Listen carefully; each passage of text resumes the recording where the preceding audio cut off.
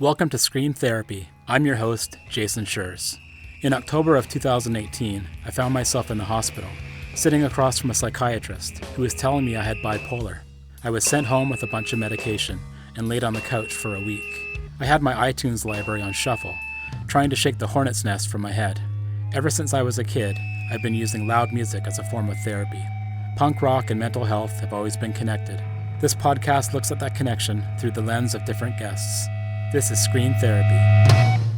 I fell in love with a tightrope walker. His feet never touch the ground. I fell in love with a tightrope walker. His feet never ever touch the ground. There was one being hot. Tugging at her front and behind. Got too many hands. Then come this way, go back. Turn right, turn around, come out with about direction. Oh, look just like a collision. Look just like a collision. I'll be your old man in case you fall down. Why do certain people search out the punk scene? What is it about the fury and chaos and volume that attracts them? Seth Lorinczi spent his formative years in the punk hardcore scene in Washington, D.C., playing in bands like Vile Cherubs in the 80s and Circus Lupus in the 90s. Seth saw a lot of punks that were dealing with what he calls a broken contract. The idea that the fair and just world they envisioned had been crushed in front of them, and they were left to pick up the pieces. Being in the punk scene and expressing their discontent with the world around them allowed punks to rewrite their broken contract and find a way to become themselves again, to feel comfortable in their own skin. For Seth, it's about the way he lives his life. He may not dress and act like a stereotypical punk. He may not spend his time at all ages shows surrounded by sweaty bodies bouncing off of each other. But he's a punk with a rewritten contract. We all can be.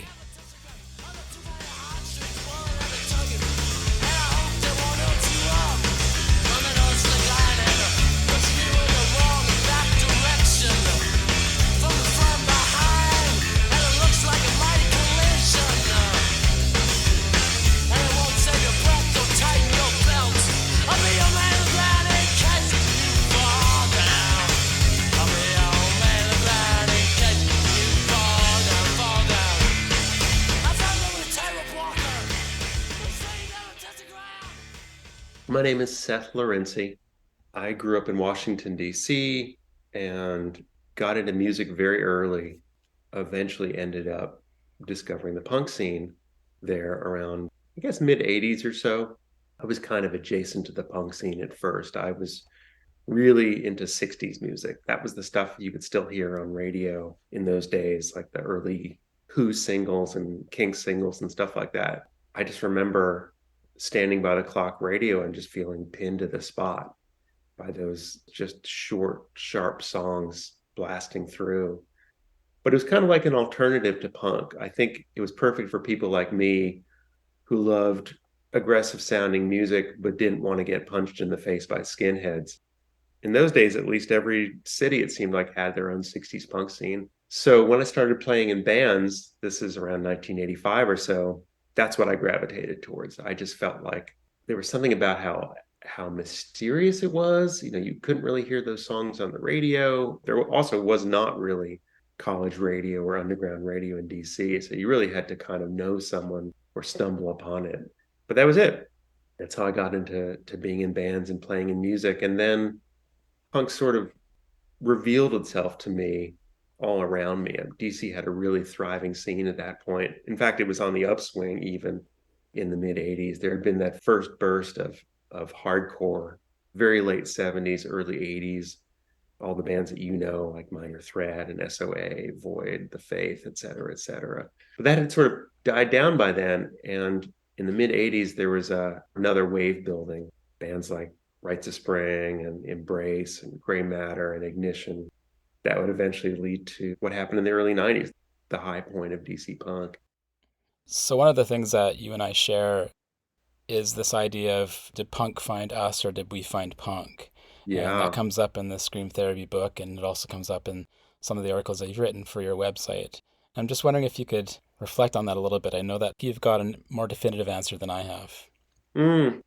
Yeah, absolutely. I mean, my feeling is that no one that I knew, certainly in that time, came to punk without some kind of I like to think of it as a broken contract. This idea that, especially when you're a young kid, there's this notion of how life is supposed to work. And you see that notion on television, you see it reflected in ads or in books of how things are supposed to work out. And that the notion that we live in a just and a fair world. I think every single person in the punk scene had had a break with that vision. They came to it with something being broken, with some notion that things weren't really the way that we have been told they were. The punk scene was a place to sort of rewrite that. Some people took that really literally and sort of created this universe of record labels and bookstores and nightclubs and community spaces. And other people didn't really take it very far at all. There was also this sort of self-destructive, that's another response to this sense of a broken world. But I'll say this, I'm 52 now, and those relationships and those bonds with the people that I formed as a young teenager are more alive than ever. They've really sustained me long after I left DC, long after I left the punk scene and sort of made my way in the world. It's such a gift to be able to circle back to those relationships now and understand what a few friends and what a few very generous adults gave me at a time when I really needed it. I recently talked to Bill Wilson of Blackout Records about the New York scene that he was involved with and his thoughts on people coming into the punk scene and hardcore scene with some sort of, he called it damage. I'm not sure if I particularly enjoy that term, but I'm thinking of the band in DC photo book that came out and is this amazing collection of photos and the folks in those photos and, you know, the dress of them and the way that the smiles on their faces. And from your experience being there and seeing a lot of those bands and people, did you feel like there was some damage there coming in, that was a place where they could find some of their healing? That's a really good question. I get what you're saying about the word damage. It sure is a pointy one.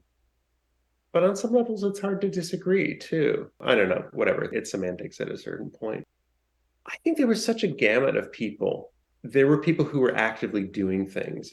They were making a new world for themselves. And I think about people who had cottoned on to or even invented the notion of straight edge, the notion that they were going to navigate life unaltered and create something with clear eyes. And of course, like one shining example of that is Dischord Records, which has been going for decades now and put out and continues to put out some really vital music.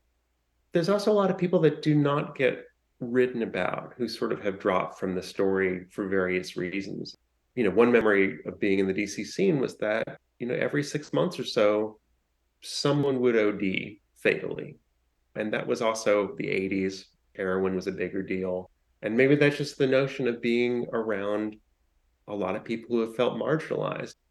I had a really deep experience a couple weekends ago. I drove down to California and reunited with my high school band, which was the one that sort of bridged the gap between 60s punk and the hardcore that was happening around us. The band was called the Vile Cherubs.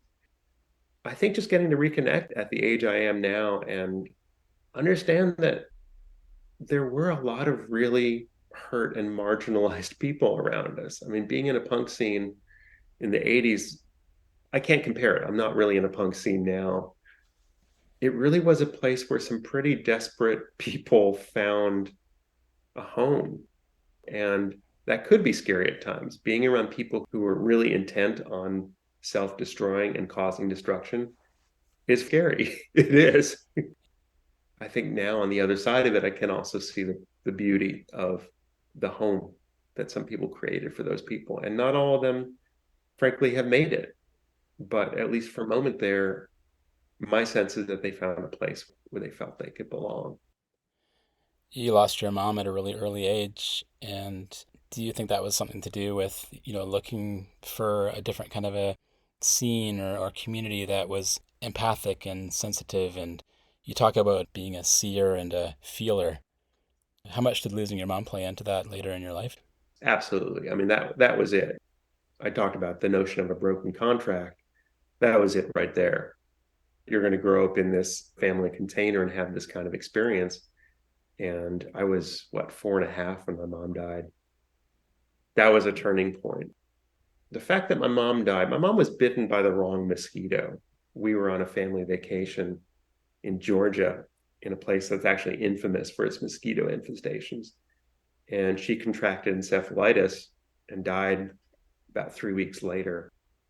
The way I kind of frame it now is that it's not so much that she died, although of course it is, but it's who I was left to. My dad and my grandmother, who lived with us at the time, were Holocaust survivors. And they just lacked the kind of emotional architecture to put what had happened into context. In retrospect, I think it was that was maybe more damaging than my mom having died. But either way, that's when the contract was broken. And in memory, at least, where I flash to next is a few years later in the election of 1980. Maybe too much of a leap, but this is how I frame it. That was the first sort of political moment I was aware of. And I remember watching television over my dad's shoulder as the camera panned across this sort of sea of white faces, all cheering on Ronald Reagan, who, of course, won in a landslide. And my father didn't say anything about what was happening. He didn't really talk politics in that way, but I really that was a connection for me with what had happened with my mother dying, that there was something very ominous about to happen that seemed so wrong to me. I mean, again, I grew up in Washington, D.C. It's a very segregated city. It was the first majority Black major city in the country. And a lot of people had the sense that Congress sort of punished us for that. Anyway, I'm watching this TV footage and seeing all these people cheering on Reagan and just having this sense of like, oh, no, this is not it. Like, this is some guy who clearly, like, these people don't care about Black people. Reagan was so militant in this idea of like, oh, yeah, you want Cold War with the Soviets? We're going to give you more bombs. We're going to give you more missiles. And just the wrongness of it somehow connected in my mind with having lost my mother and this idea that, oh, things really don't work the way we were told they do. I just can't help but think about how certain people have that switch, that they can see these things. And I'm thinking of Fugazi as probably the most obvious example of most bands will take the money and go and do whatever with it, and they were putting all the money back into local charity, local organizations. Some people do that kind of thing. Some people don't. Some people see that Ronald Reagan's standing up there and almost like a Hitler-esque figure in some ways. Some people, no questioning at all. That's where I bring it back to the punk scene, or maybe just the concept of punk. This idea that some people can see that stuff. Social media, some people seeing as being just this amazing thing. Some people see as being this horrible thing. And what's that little switch, and why does it go off with certain people? And is it because of how they were brought up? Is it because of what they had to get away from in their lives?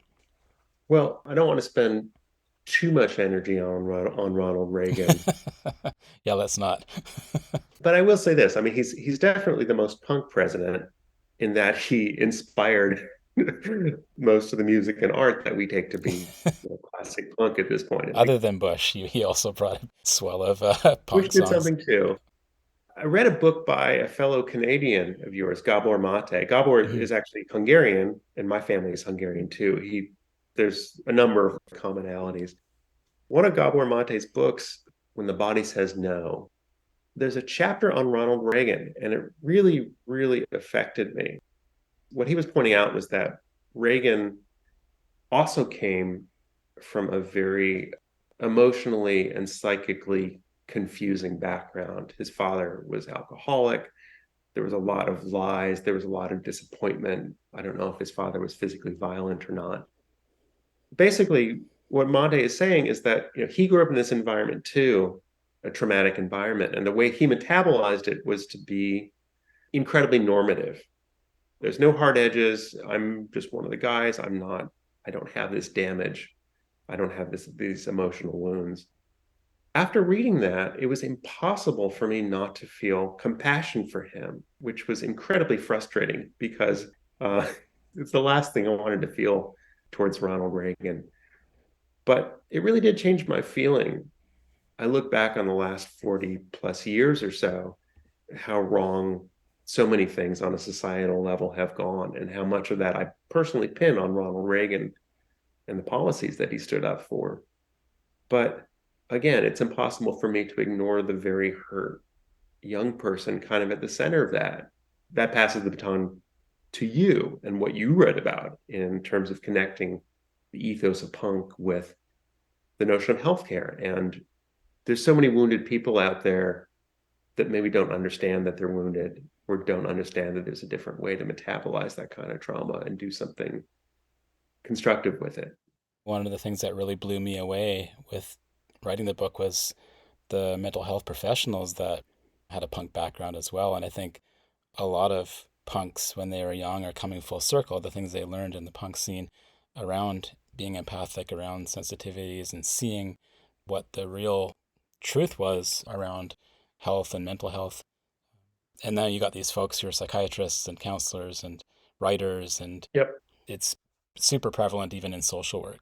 People in town here, most of them are punks. It's just like, wow. Yeah, no, that's global too. I'm curious about the UK punk scene, for instance, and many of the people that I looked up to as a kid. I've sort of traced their stories, and yeah, many of them, same thing, same thing. They're doing the good work. I also want to return to something you said about being a feeler and a seer. And I think about the term shaman, which has a lot of kind of dodgy connotations, especially in the West. I think about white people basically appropriating indigenous culture, and you certainly don't need any introduction to that. But I think about shamanism as being kind of an archetype. It's a sort of template that people across time and people across different cultures can touch on. And to my understanding, a shaman is simply someone who has been separated from their tribe by illness, by trauma, by some broken contract that gives them the power to be seers and healers, and people who either look into the future, or people who divine the past, or people who are healers on different levels. And that's what I think of the punks being. Those people who had those breaks, and for better or worse, that break gave them the power of seeing and the power of being sensitive. And it's ironic that, of course, punk swaddles that sensitivity in aggression, in volume, in the trappings of fierceness.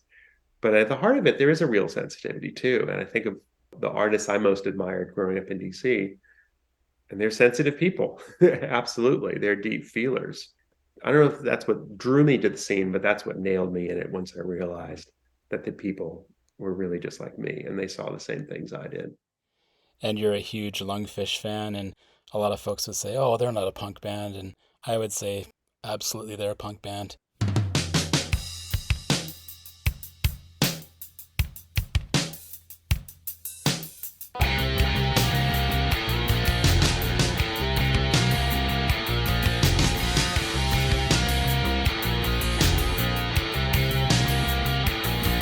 Everything he thought he knew was alive and to sound. He was kicking over, yeah.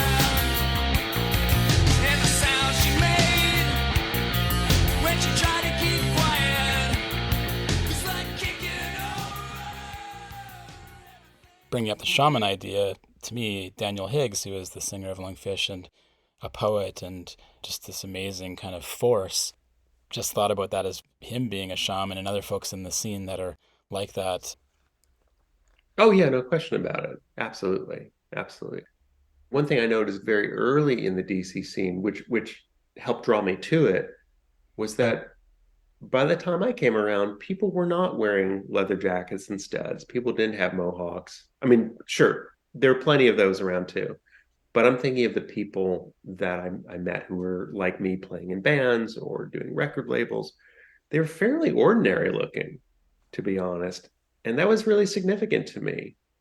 It's hard to pin why exactly. Maybe it felt a little less threatening. There was a fair share of oddballs in there, but they were just people who were orienting towards doing something a little bit different and making something useful out of it, and not spending all their energy on outwards rebellion.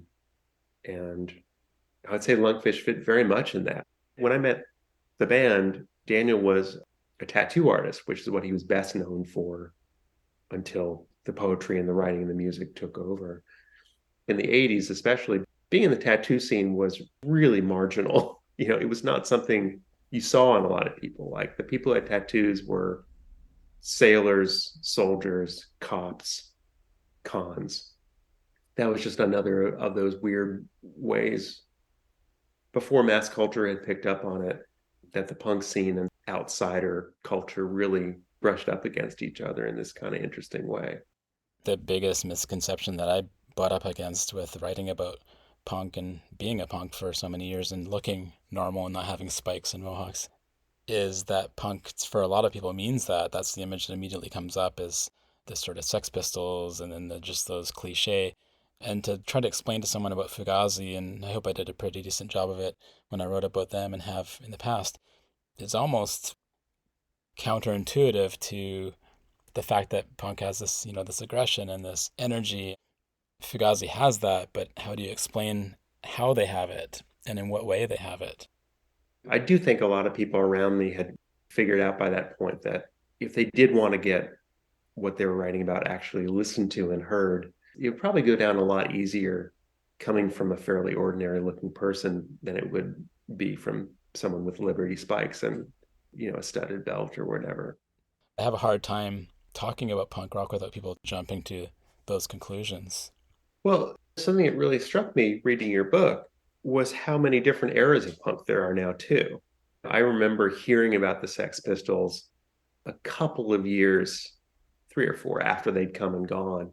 And it still seemed very fresh to me. That's just the age I am.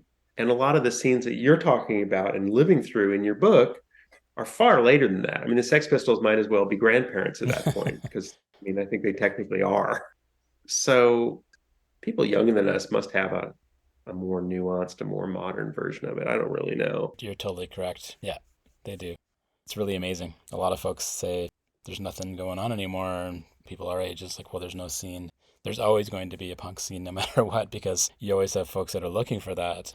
Yeah, it's just not going to look like or sound like what you understood it to Mm-hmm. be. But yeah, absolutely. You've also talked about how punk can be insular and bringing those ethics and ethos to the, let's call it, the outside world. We touched on the fact that a lot of folks in social work and mental health have a connection to punk rock or grew up as punks. And you've also mentioned that you don't want to be like hoarding 7-inch records and, like Yeah. holed up in your house listening to the old school stuff. What can we do to use what we learned in punk and then to apply that to helping others, connecting with others? For me, I am steeped in punk. Punk is an orientation. It's not a style of clothes that I wear. It's just a way I see the world. So even if I've gotten rid of most of my records and I don't have the hair to do a mohawk anyway, that's just baked in.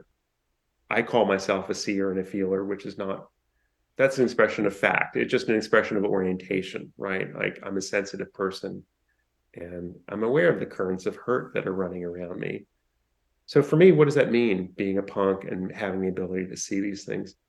It means that I'm comfortable being the one that reaches out and breaks through the fourth wall. And whether that's with my neighbors, organizations I work with here in town, it's understanding that there are all these artificial walls that we've constructed around each other and around ourselves, whether through trauma, whether through societal messaging that says we shouldn't hang out with or talk with people like us. I think anything that has any hope of changing our relationships with each other for the better, it really is on the micro level. It is being willing to have a conversation with someone who makes you uncomfortable, or showing up for someone who's in need, or an organization that has a mission that resonates with you. It's really these tiny things, especially as life around us feels so much more difficult to grasp, fragmented, fractal, broken by tools like social media that tend to separate us, not keep us together. It's just remembering every day to reach out on a human level and a tangible level with the people around me and try to keep those connections strong. What I want in my relationships is intimacy. And my way to that is vulnerability. I think it really demands it. And that's so counter to so much of the messaging about how we carry ourselves in society, especially as males. That doesn't really jibe with the program. For me, at least, it's really the only way in. When you're writing, whether it's your blog or your books, Does your background in punk feed into that writing? Do you see the connection between it in a tangible way? I almost don't, because it just is my perspective and my worldview. I just finished a book which is not explicitly punk at all, but it's very much about the notion of the broken contract and navigating life as a deep feeler. The next major writing project will be a book about my time in the DC punk scene, Oh, cool. which is, yeah, very explicitly about that time and those experiences.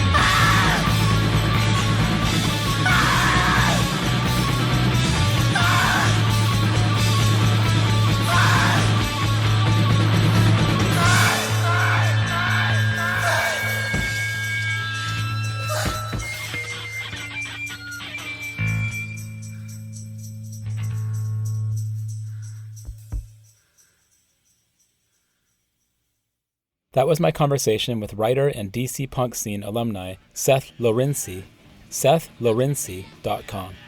For more episodes of Screen Therapy, go to screentherapyhq.com or wherever you listen to podcasts. Big news, the Screen Therapy book is available now. Screen Therapy, A Punk Journey Through Mental Health, tells my story and the stories of others who use punk as a catalyst for mental health. Like this podcast, it links the community-minded punk scene with the mental wellness of the punks who belong to it. To order the book, go to screentherapyhq.com. For merch, check out the newly opened store at screentherapyhq.com/store. And for even more designs, check out Screen Therapy on TeePublic. Okay, enough promoting. It's time for some thanking. Thank you for listening to Screen Therapy. Doing this podcast and talking to folks about punk rock and mental health has been a crucial part of my own mental stability, and it means so much to me that you're out there listening. Screen Therapy is created in the Cathet region of coastal British Columbia, Canada, on the traditional territory of the Tla'amin Nation. Contact me at screentherapyhq.com or email me at screentherapypodcast@gmail.com. I'd love to hear from you. Let's talk about punk rock and mental health. Until next time, take care and be well.